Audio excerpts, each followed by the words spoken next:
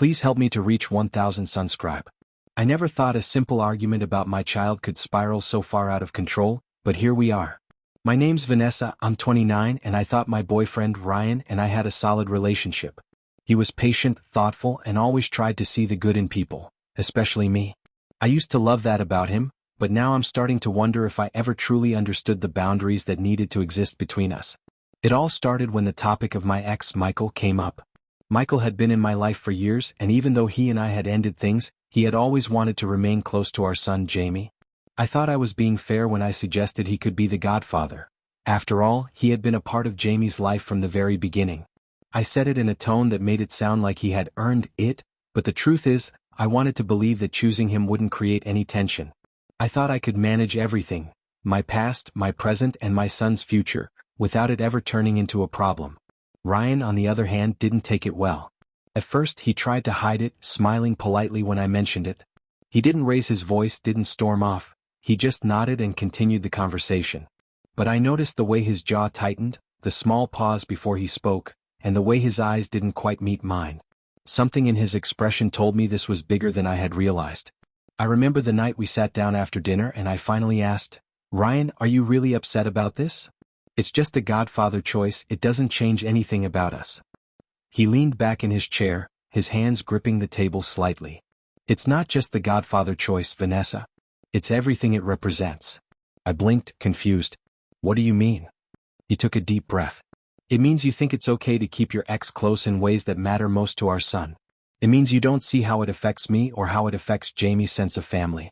I don't like feeling like the backup plan." I laughed nervously, trying to lighten the mood. "Ryan, that's ridiculous.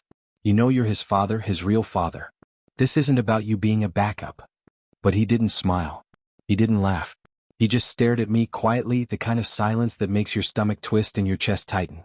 And then he said something I'll never forget. "I need to know Jamie's real father in every sense of the word, Vanessa. Not just the one who's on paper." I froze. "What are you saying?" I whispered, feeling my throat close up. "You know exactly what I'm saying. I need to know the truth.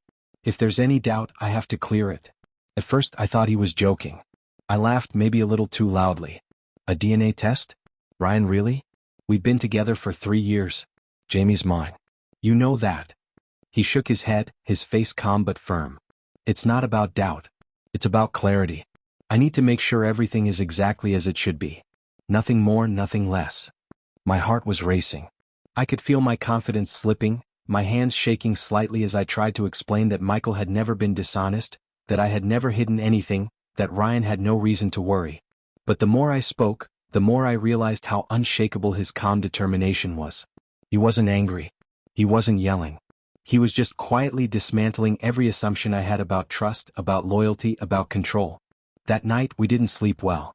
I lay in bed next to him, trying to convince myself that he would see reason, that this would blow over. But deep down, I knew he wasn't someone who could just ignore something like this. Ryan had always been fair, but he had also always been precise, methodical, and unwilling to let anything compromise the people he loved. The next day he handed me a small envelope. Inside was the paperwork for a DNA test, and his note said simply, "For clarity. For Jamie. For us." I felt my stomach drop. I wanted to scream, to cry, to beg him to trust me. But I couldn't. I could only nod, my hands trembling as I took the papers. And in that moment, I realized that this wasn't just about a godfather choice anymore. It was about trust, about respect, about the boundaries I had carelessly ignored. The following days were unbearable. Every interaction, every word I said, seemed to hang in the air between us, loaded with tension. I tried to joke, to lighten the mood, but Ryan's quiet intensity made it impossible. And then came the results. The envelope in my hand seemed heavier than anything I had ever held. I opened it slowly, my heart pounding in my chest.